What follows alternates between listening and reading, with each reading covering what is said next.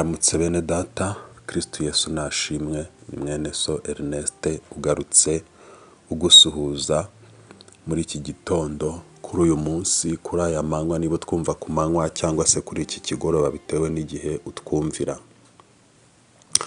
Ikiganiro ni umutsima wa buri munsi, ikiganiro Uwiteka Imana yaduhaye kuri iyi channel ya YouTube kugira ngo tujye tuganira. Iri rikaba ari ijambo ry'Imana risohoka buri munsi. Ndashimira abantu bakurikira iri jambo ry'Imana bakomeje kumvugisha bambwira ko ribagirira umumaro, ribubaka. Niyo ntego y'iyi channel, niyo ntego y'iki kiganiro, kugira ngo tujye duhura tuvuga Imana, twamamaza Imana.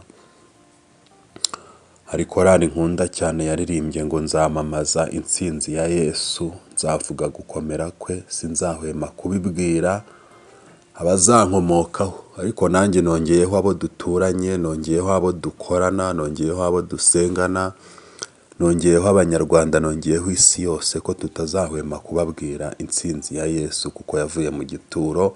Ubwoba nibushire. Muri iki gitondo wowe utwumva wari ufite ibiguhangayikishije, stress nishire, ubwoba bushire kuko Yesu ntabwo akiba mu mva. Ubwoba bw'amadene bushire, Yesu arishyura. Ubwoba bw'inzara bushire, Yesu arishyura. Imari washyize ku isoko ikaba itarabona umukiriya, ubwoba nibushire, Yesu afite amafaranga. Ibyaha n'intege nke wagiyemo ukaba wari maze igihe waraguye, ubwoba nibushire, Yesu arababarira. Karibu mu kiganiro umutsima wa buri munsi. Turi kuganira ku cyumweru cyitwa guhekwa n'Imana. Insanganyamatsiko iryoshye, guhekwa n'Imana, Imana ikagendana nawe mu buto bwawe, Imana iri kumwe nawe mu busaza bwawe, mu busore bwawe. Tugiye kuganira ku nsanganyamatsiko ivuga ngo guhekwa n'Imana byambukiranya imipaka. Imana ishimwe. Guhekwa n'Imana byambukiranya imipaka. Iyi ni insanganyamatsiko iryoshye duhawe kuganiraho kuri uyu munsi. Iyo wubashye Imana, ugakiranukira Imana, ukagendana nayo, ugasenga, Imana yiyemeza kuguheka, ikagushyira ku mugongo wayo. Kandi Uwiteka Imana afite umugongo mugari, umugongo we uragutse. Ni Imana rero itajya ibura uko igenza, itabura aho inyuza inzira. Uko amaboko yayo ari magari, niko n'umugongo wayo ari mugari, uraheka. Ejo twaganiriye ku ijambo ry'Imana rivuga ko Imana ijya iheka umuntu ikamukura mu buto bwe. Twaryize muri Yesaya, ikamugeza mu bukwerere, ikamugeza no mu busaza, imvi zikaba uruyenzi, ikiguhetse no mu rupfu mukabana. Njya nkunda kwitegereza ukuntu abantu baherekeza umuntu bamugeza ku gituro ku mva ye, bakamusigaho ab'inkwakuzi, bagatereraho uturabyo, bakarira, bakigendera. Ariko iyi Mana no mu rupfu iryamana nawe, ikabana nawe ku munsi w'imperuka. Izaba yiteguye kukuzura without any error. Mu Cyongereza nshyize mu Kinyarwanda hatabayeho kwibeshya na kumwe, kuko ijambo ry'Imana rivuga ngo abanjye ndabazi, bafite ikimenyetso cy'amaraso namennye ku musaraba. Nguhaye ikaze kuri insanganyamatsiko tugiye kuganira ku ijambo ry'Imana rivuga ko guhekwa n'Imana byambukiranya imipaka. Iyo Mana rero iraguheka ukagera mu zabukuru, ugataha. Wamara gutaha bamaze kugushyingura. Ni channel twajyaga twiga mu binyabuzima za biology, tukiga ngo alimentary chain cyangwa se chaîne alimentaire mu Gifaransa. Uruhererekane rw'imirire, ngo iki kirya iki, inka yariye ibyatsi, maze kurya ibyatsi umuntu arya inka, umuntu amaze kurya inka umuntu arapfa, bagiteri iramurya. Uruhererekane rw'abantu basenga, izungura ry'abantu basenga rifitwe n'Imana. Gufashwa n'Imana warasenze ni uruhererekane. Iraguherekeza igihe cyawe cyo kuba mu isi cyarangira utashye, ikambukiranya imipaka, ikajya ku bana wabyaye, ikambukiranya imipaka, ikajya ku buzukuru, abuzukuruza, ubuvivu buvivure. Abantu bawe bakagira amahoro, igihugu cyawe kikagira amahoro no mu gihe utakiriho. Njya nkunda kubwira abantu ibya Yesaya weretswe iby'ubwoko bw'Imana uko buzava mu bunyage, agahanura ngo nimubyuke murabagirane kuko umucyo wanyu uje.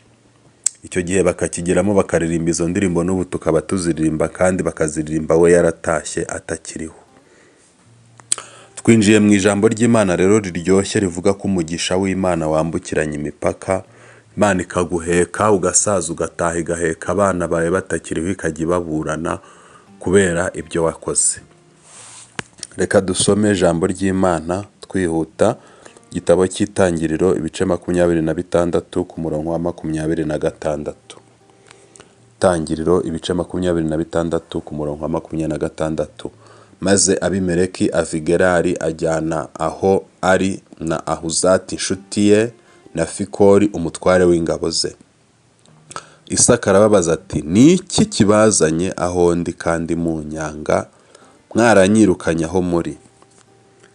Baramusubiza bati, twabonye neza yuko Uwiteka ari kumwe nawe, turavuga tuti dushyire indahiro hagati yacu nawe kandi dusezerane nawe yuko utazatugirira nabi nk'uko natwe tutakwakuye, ahubwo twakugiriye neza gusa tugusezeraho amahoro.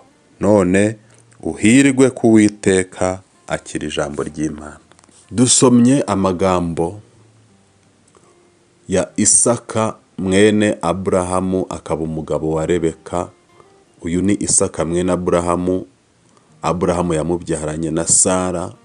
Uzi uburyo hari hashize igihe kirekire barabuze urubyaro, byari birenze na menopause, byari ibintu bikomeye. Ariko Imana yari yaragiranye amasezerano na Aburahamu kuko kuyumvira.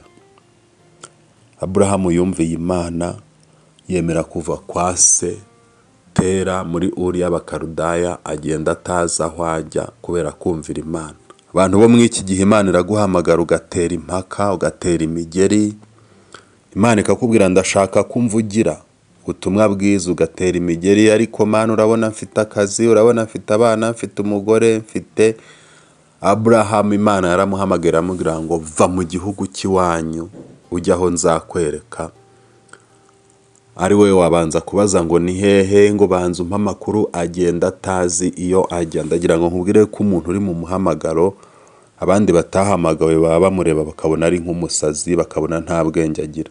Niba uri ku rwego abantu bakikubonamo ubwenge, bakabona uri muzima, umuhamagaro wawe uragerwa ku mashyi. Bimwe mu biranga umuhamagaro w'umuntu nuko abantu bamuzi, abo babana, babona ameze nk'uwasaze, babona ameze nk'utagira ubwenge, ariko icyubahiro cy'Uwiteka kikagaragarira muri uwo muntu. Kubera ukuntu ashishikariye kumvira Imana, iyo wahamagawe n'Imana urangwa no kumva ibintu abandi batumva, ukabona ibintu abandi batabona. Inyungu z'Imana uzumva vuba. Uzumva vuba ukavuga ngo nakwemera no gusuzugurika, nakwemera kugayika, ariko icyubahiro cy'Uwiteka kikamamara. Twihuse rero, Aburahamu nyuma y'uko yumviye Imana akava mu gihugu cye cy'iwabo, Imana yamuhaye umugisha, imwaturaho umugisha, ivuga ko azaba umugisha, imuhindurira amazina. Yitwaga Aburahamu imwita Aburahamu, imuha umugisha. Arangije arataha.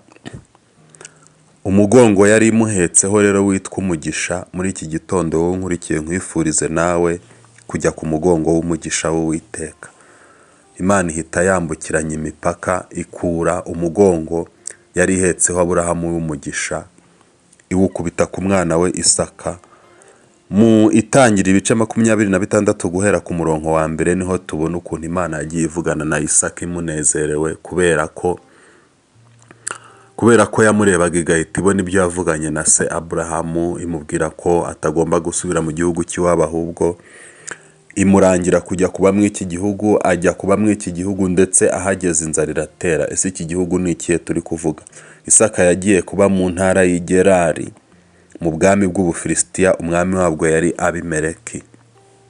Twihuta dusobanura n'amagambo tumaze gusoma.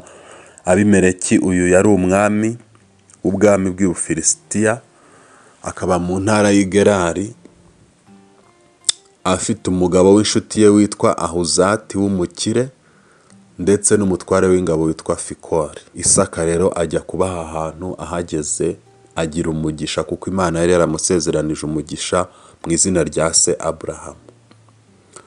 Bahinga akaba ku inshuro 100, niba bejeje umufuka umwe akeza imifuka 100, niba zibyaye icyana kimwe cyangwa se inyana imwe, iye ikabyara inyana 100 kugeza ubwo umukuru.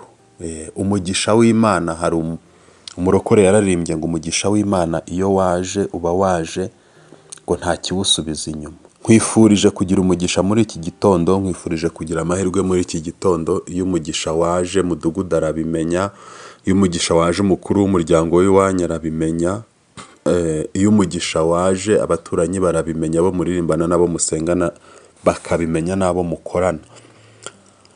Isaka yagize umugisha kubera guhekwa ku mugongo kwa Aburahamu, ngo abantu bose barabimenya kugeza ubwo n'umwami Abimeleki abimenye w'i Bufilisitiya muri iyi ntara y'i Gerari, ngo araza arebye ukuntu Isaka ari gukira, ukuntu ari kweza, ukuntu ari gusarura, ukuntu ari kubyaza inka n'ibindi, ukuntu abagaragu n'abaja biyongera, ngo aramubwira ngo va hano kuko uturuta. Yabonye ubukire bwe burenze ibitekerezo. Imana igitanga umugisha bene data ku bantu bayegera. Ku mugongo w'Imana hari byose. Mu kugenda kwe rero yagiye gufukura amariba ise Aburahamu yari yarafukuye kera, ngo agasibwa n'abantu b'i Gerari. Uko afukuye iriba bakamurwanya kuko bakomezaga kubona n'ubundi abegereye.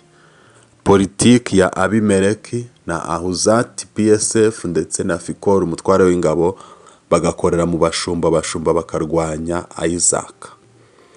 Agafukura irya mbere bakaritonganira rikaba iriba ry'intonganya, agafukura irindi aza kubona ko bikomeje kuzamwo intonganya, akajagari kabaye kenshi. Nyuma yo gufukura Eseki na Sitina arabahunga, ajya ahantu afukura iriba rya gatatu ryitwa Rehoboti, ridatonganiwe ritajemwe amacakubiri, ngo aravuga ngo Uwiteka ntuje ahagutse. Ngeze aho nashakaga kukubwira, kuri uyu mugongo w'Imana tuvuze muri iki cyumweru, ndifuza ko Imana igutuza ahagutse. Ndakwifuriza ko Imana igukura mu bukode umazemo igihe, ndakwifuriza ko Imana ikurengera mu gihe ukiri umupanga ikaguha ubwishyu. Ndakwifuriza ko Imana igutuza ahagutse mu buryo bw'umwuka ugahinduka, kuko bimwe mu biranga umuntu uri ku mugongo w'Imana ni uko Imana igenda imuha amahoro. Yagiriye umugisha rero i Rehoboti, araguka, aratunganirwa. Abamurwanyije, ngeze ahantu tugiye gusengera. Iyo umuntu ari ku mugongo w'Imana, bimwe mu bimenyetso bimuranga ni uko agira umugisha. Abantu barakurwanya, umugisha ukarushaho kuza. Bagutuka, umugisha ukarushaho kuza. Bagupinga, umugisha ukarushaho kuza. Bakuroga, umugisha ukarushaho kuza. Baje kwitegereza rero ukuntu ameze. Umunyarwanda yaciye umugani ngo umwana wanzwe niwe ukura. Hari icyo atari yamenye. Umwana wanzwe ari ku mugongo w'Imana, Imana iramwagura. Abakurwanyije n'abakwanze bagakorwa n'isoni. Barebye ukuntu akomeze gutera imbere kandi baramwanze, bakamwimura kuri Eseki, bakamwimura kuri Sitina, bakabona ageze ni Rehoboti akomeje kugubwa neza. Baje kugira ihishurirwa, babona umugisha afite ari uri kuva ku mugongo w'Imana. Baravuga bati reka uyu muntu nidukomeza kumurwanya, ahubwo igihe azaduhagurukira tuzashiraho, kuko Imana iri mu ruhande rwe. Avuze n'ijambo ribi twamererwa nabi. Baca bugufi baramwegera baramubwira ngo mwana w'Imana, twabonye ko Imana iba mu ruhande rwawe ikakurwanirira. Nigeze nigisha abantu ndababwira ngo ibintu bikurwanya iyo ubaye hamwe n'Imana ukaguma ku mugongo w'Imana, Imana ijya ibihiyerekwa bikibwiriza bigaceceka bikaguhunga. Bazana kontara aribo bayiyandikira baramubwira ngo reka tugirane amasezerano yo kutazadutera, uba amahoro utureke nk'uko natwe twakuretse. Arangije ngo arabagaburira. Abanzi bawe nibaza kugusaba imbabazi ujye ubagaburira. Abanzi bawe nibatsindwa ujye ubagaburira. Jya umenya kubabarira n'abatagusabye imbabazi. Jya umenya kubahiriza ubumwe n'ubwiyunge. Jya umenya ko umuntu uri ku mugongo w'Imana arangwa no kwihangana. Komera. Waba wifuje ko Imana iguheka, wataye umugongo w'Imana ujya mu byaha, ujya mu ntege nke, wataye umugongo w'Imana ujya kwiheba no kwiganyira, ubona ko nta kimana yaba igishoboye gukora ku buzima bwawe. Tugiye gusenga Imana, ca bugufi tugusengera Imana yongere gushyire ku mugongo wayo. Ku mugongo wayo hari agakiza, hari ubuzima, hari ubwenge, hari umugisha, guhaha ukaronka, ukabona abakiriya wari warabuze. Ku mugongo w'Imana hari umuryango, ku mugongo w'Imana hari amahoro, hari ugukira indwara, ku mugongo w'Imana hari ukuragwa ubuzima, ku mugongo w'Imana hari ugusabwa imbabazi n'abaguhemukiye, ku mugongo w'Imana hari ugukubirwa ibyo abantu bakuriganije, ku mugongo w'Imana hari ugufatisha, ku mugongo w'Imana hari ugukomera mu byizerwa, hari ukuzajya mu ijuru, ku mugongo w'Imana hari ukwambukiranya imipaka, abana bawe bakazabaho neza utakiriho. Ca bugufi ugira icyo wibwirira Imana. Uwiteka Mana Nyiringabo, iki cyigisho gitumye mwene data akenera gusenga, asaba ngo wongere umushyire ku mugongo wawe, wongere umuheke. Dusengeye abantu bose bifuje guhekwa nawe, bafite ibyaha n'intege nkeya, baciye bugufi mu mitima, reka ubeze ubababarire. Abafite ubusembwa bwa Satani n'ibitero by'abadayimoni bigeragezo badashoboye kwihanganira, manura imbaraga zidasanzwe zitwika ibyo, zikubite hasi ikitavuga Imana ku buzima bwabo. Tuneshereze muri iki gitondo, umugongo wawe niwongere ukore, mu bucuruzi nukore, mu mashuri nukore, mu kazi nukore, mu gushakisha akazi nukore, mu bushomeri nukore. Subiza abantu ku mugongo wawe, wongere ubaheke kandi wongere ubatabare. Abari kumenya abana babo, abari kumenya igihugu cyacu, abari kumenya community tubamo, turagushimiye ko wumvishe gusenga kwacu muri iki cyigisho. Kibaro n'ikibi cya none n'iteka ryose. Amen. Imana ibahe umugisha.